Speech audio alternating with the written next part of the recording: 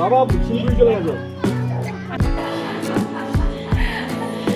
আমি মনে করি আমার বিশ্বাস এটা হচ্ছে ভগবানের দান, ভগবানের যেটা দিয়েছে সেটাকে পরিচর্যা করো।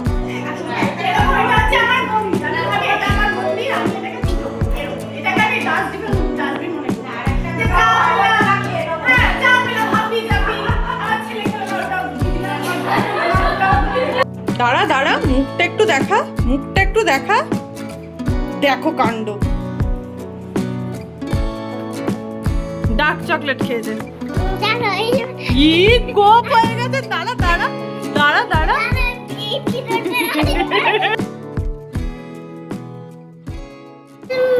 মাকে বেরিয়ে পড়ে কিন্তু তাও মা যাচ্ছে না। দাঁড়াও, গৌরদা এখনো আসেনি। এই তো সবে সকাল শুরু হলো আমাদের ব্লগে। Good morning everyone, welcome to Rai hi, welcome to a new blog. আমরা সব রেডি হয়ে গেছি স্কুলের জন্য, দেখতেই পাচ্ছ। কিন্তু গৌরদা এখনো আসেনি, মানে যার সাথে যেই টুকটুকে আমরা যাই দাদা এখনো আসেনি। আর ও অস্থির হয়ে যাচ্ছে, হাঁচি অস্থির হয়ে যাচ্ছে স্কুলে যাবে বলে। এদিকে গৌরদার লেট হচ্ছে, জানি না কি করবো, দেখি আরেকটু ওয়েট করি, না হলে সত্যি হয়তো বেরিয়ে পড়তে হবে। চলো শুরু করে আজকের দিনটা, দেখতে থাকো। রাই কাজের কোনো শেষ নাই ভাই, তার মধ্যে কাজ কি। ছেলেকে দিয়ে এসছি, গৌরদা এসছিল, কিন্তু এখন আবার আসবে না। সুতরাং আমাকে এখন গিয়ে টোটোর মধ্যে দাঁড়িয়ে থাকতে হবে কখন টোটো আসবে। মানে এই সময়টায় না টোটোগুলো ওই দিকটায়, যে দিকটা ওর স্কুলটা, সেই দিকটায় টোটো পাওয়াও যায় না, সেই একটা করতে হবে। এর মধ্যে এসে অনুপের সাথে ভিডিওগুলো, কমেডি ভিডিওগুলো তো করি, তোমরা তো দেখো, তোমরা হবেই কি সাপোর্টিভ হাজব্যান্ড। কিন্তু ওকে দিয়ে একটা ভিডিও করাতে গেলে আমাকে যে কতদিন ধরে করগু প্লিজ একটা ভিডিও করগু এরকম করতে হয়, তার কোনো হিসেব নেই। হ্যাঁ, মানে এখন আমার হাতে কোনো কমেডি ভিডিওই নেই, আমাকে নিজে নিজেই শ্যুট করতে হচ্ছে। মানে ও ফোনে বলছে নিজে নিজে করে নাও না, একটা দুটো নিজের কিছু একটা প্ল্যান করো, দিয়ে করে নাও। ভীষণ সাপোর্টিভ।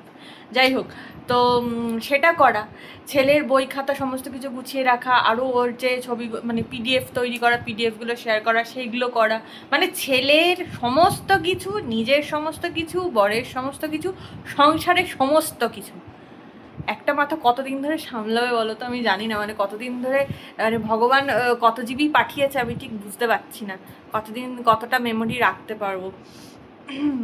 ও বাবা, এদিকে আবার টাইমও হয়ে যাচ্ছে, ওইদিকে যাই, ওকে আনতে চলো। এই এখন বেরিয়েছি, বাবা কি তীব্র গরম। এর মধ্যে সব থেকে মুশকিল যেটা, সেটা হচ্ছে সময় মতো টোটো পাওয়া। চলো দেখি টোটো পাওয়া যায় কিনা, চলো।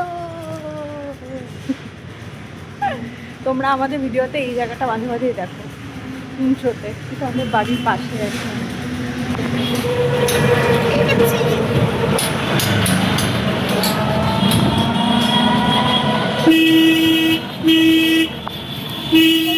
খেলছিলাম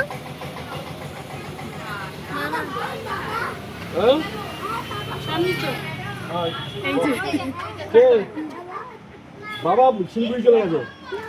আচ্ছা, কেটেছে বাবা শিলিগুড়ি চলে গেছে।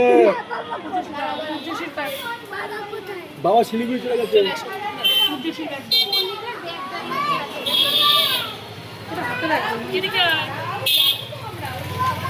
কাটে স্ট্যাম্প মারা হয়েছে দেখি, কোনো রাখ। দাঁড়া দাঁড়া, মুখটা একটু দেখা, মুখটা একটু দেখা, দেখো কাণ্ড। ডার্ক চকলেট খেয়েছে, কি গোপ হয়ে গেছে। দাঁড়া দাঁড়া দাঁড়া দাঁড়া, পুরো মনে হচ্ছে কার্তিক ঠাকুর গোপ উঠেছে। আবার দেখি, চুপ করে দাঁড়া, কিউটি বিল্লি। এখন ভিডিওটা দেখা যায় না তো। বিকেল হয়ে গেছে, আদর নিচে ঘুমোচ্ছে, ঠিক বলবো না, আদৌ ঘুমে আছে, উঠে উঠেই রয়েছে। ওর পাপাও চলে এসছে স্কুল থেকে, ওইখানেই আছে পাপা।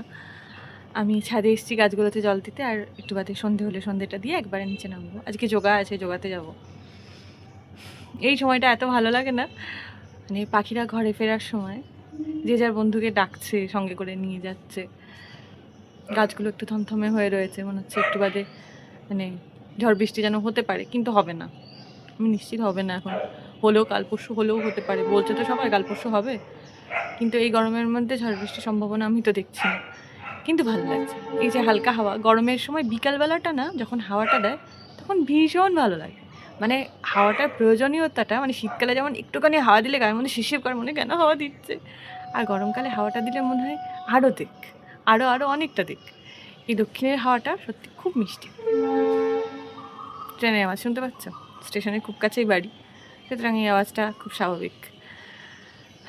কিন্তু যোগা যাবো ভাবলেই ভয় লাগছে, ওখানে গিয়ে যা ঘামি, যা কষ্ট হয়, কিন্তু কিছু করার নেই, কত আর অ্যাবসেন্ট থাকবো। রেডি হয়নি, আবার যোগা যাবো। আমি মনে করি, আমার বিশ্বাস যে এটা হচ্ছে ভগবানের দান, ভগবানকে যেটা দিয়েছে সেটাকে পরিচর্যা করো। এরকম এটা হচ্ছে আমার মন্দির, আমি ভাবি এটা আমার মন্দির, আমি এটাকে পুজো করবো, এরকম এটাকে আমি ডাস্টবিন মনে করি। হ্যাঁ, যা পেলাম হাবি যাবি, আমার ছেলে খেলো না ওটাও ঢুকিয়ে দিলাম, আমার ভাই খেলো না ওটাও ঢুকিয়ে দিলাম। কেন এটাকে ডাস্টবিন বলবো? কেন ডাস্টবিন বলবো? নিজের মনটাকে পরিষ্কার করো আর নিজের শরীরটাকে পরিষ্কার করো। আমার থেকে যেতে চায় কি?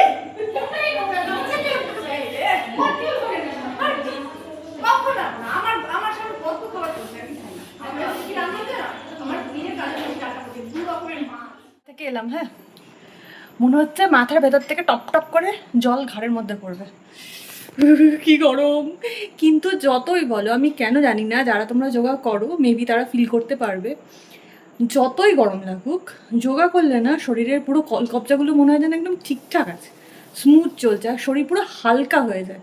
মানে যোগা করার পরে যখন আমরা রাস্তায় বেরোই, আমরা কিন্তু পুরোটা হেঁটে যাই আর হেঁটে আসি, বাই দ্য ওয়ে। আমরা কিন্তু কোনোভাবে কোনো গাড়ি অ্যাভেল করি না। আর যেখানে যোগা সেন্টারটা আমার, সেটা কিন্তু অনেকটাই হাঁটা পথে, অনেকটাই, আমরা পুরোটাই হেঁটে যাই, হেঁটে আবার বাড়ি ফিরি। গিয়েই সঙ্গে সঙ্গে জাস্ট চেঞ্জ করে শুরু করি, আবার ওখান থেকে করে জাস্ট চেঞ্জ করি, কিন্তু বাড়ি ফিরি। কিন্তু কোনো দিনই মনে হয় না মানে মাথা ঘুরে যাচ্ছে, পড়ে যাব, শরীর খারাপ করছে। হ্যাঁ, গরম লাগে, বাড়িতে এসে একটু রেস্ট নিতে ইচ্ছা করে, দ্যাটস ওকে। কিন্তু তার জন্য শরীরটা যে ফিলটা হয় না, সেটা মানে ডিভাইন। মানে যারা তোমরা যোগা কোনো দিন করোনি, তারা প্লিজ স্টার্ট করো। মানে আমি বলছি না যে কোনো একটা ভালো ট্রেনির কাছেই স্টার্ট করো, তারপর নিজে দেখবে ব্যাপারটাতে খুব স্মুথ হয়ে গেলে তারপর তুমি নিজেই পারবে, তখন আর ট্রেনারের হয়তো দরকার নাও পড়তে পারে। কিন্তু করো, মানে নিজের শরীরটাকে অন্তত ঠিক রাখো। আমাদের ম্যাডামও যেটা সব সময় বলতে থাকে যে নিজে ভালো না থাকলে না অন্যকে ভালো রাখা যায় না। সব সময় তোমার হয়তো মনে হবে ছেলেকে দেখতে হবে, স্বামীকে দেখতে হবে, সংসারকে দেখতে হবে, আরে নিজেকেও দেখতে হবে, নিজেকেও দেখো। নিজেকে দেখার ভীষণভাবে প্রয়োজন। তুমি যদি ঠিক না থাকো তাহলে কেউ তোমার পাশে থাকবে না ভাই, অ্যাটলিস্ট দিন শেষে। সুতরাং নিজের পাশে নিজে থাকো আর নিজেকে ভালো রাখো। উফ, এখন একটু রেস্ট নিই, তারপর আবার রাতে খাওয়া দাওয়া আছে, তারপর তোমাদের সাথে কথা হবে। বাবা ছেলে মিলে ক্রিকেট খেলা দেখছে আর আমি এখানে বসে বসে হাওয়া খাচ্ছি। জীবন বড় মধুর ভাই। আজকে সেদ্ধ ভাত, পুরো আলু সেদ্ধ, ডিম সেদ্ধ, ডাল সেদ্ধ, ভাত। এগুলো আর দেখানোর মতো কিছু নয়, তাই দেখাই না। যাই হোক, কাল আবার দেখা হচ্ছে। কাল আবার আদরের স্কুলের পিটিএম আছে, কি জানি কি শুনবো, কি করে, সেইটাই আমি ভয়ে রয়েছি। রাতে ঘুমাবে কিনা জানি না। কাল আবার বলবো সব কথা। আজকের মতো গুড নাইট, টাটা।